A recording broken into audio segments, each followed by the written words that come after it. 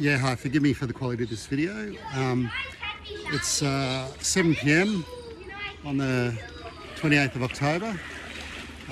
We've had our Aquaheat pool heat pump going now for a couple of months, and I've got to tell you, it seems to be working well.